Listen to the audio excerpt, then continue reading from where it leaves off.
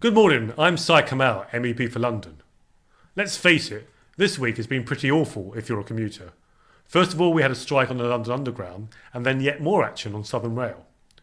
And despite the promises to stop strikes in London in last year's mayoral elections, here we are again. I had to use a Santander cycle myself on Monday to get from Waterloo to St Pancras to catch my Eurostar in time. Reminded me not only how unfit I was, but really that it wasn't exactly ideal being in a suit and having to carry my luggage and all my notes for Brussels. But that was me for just one day. What about commuters who have to do this every day? These strikes are hurting all of us far too often. Now there's been a lot of coverage this week, but there can never be too much if we really want things to change. And this is why I asked people to tell me the impact of the strikes on them on my Facebook page this week. Ruler, for example, said, I had to cancel an appointment with my GP and an event I was organising for charity. Sarah told me that we're about to buy our first family home on a Southern train line, and we are now rather terrified about how the chaos with Southern Rail will affect the time we get to spend with our family and at our jobs. So, who's at fault? Well, Alexander said, there is no such thing as a right to a job. These workers need to understand that they cannot hold a gun to their employer's head, us.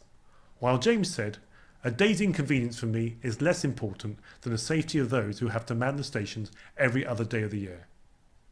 Harry wrote to say thousands of people have been left inconvenienced by unions looking out only for themselves and not for the public. While Claire said, it angers me that decent hard-working people who want to do a decent day's work are still being held to ransom by these unions.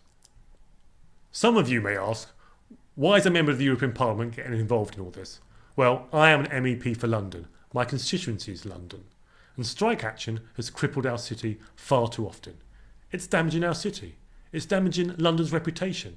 And it's damaging for millions of people who have to get to work every day and are inconvenienced and frustrated by these strikes over and over again. Some people say there isn't a solution. But what's happening right now can't go on forever. It's time for all sides in this dispute to get in a room together and not be allowed to leave until it's resolved. If we can't do that, then we have to start thinking of ways to end this strike. One of the ways we can do that is by making it clear to everyone involved in this dispute that we have had enough. And that's why I'm going to be making as much noise as possible as over the next few months do my bit along with you, along with my colleagues, along with campaign groups on social media, along with anyone else you know who has an interest in this issue, to raise the noise levels to the point where things can finally change.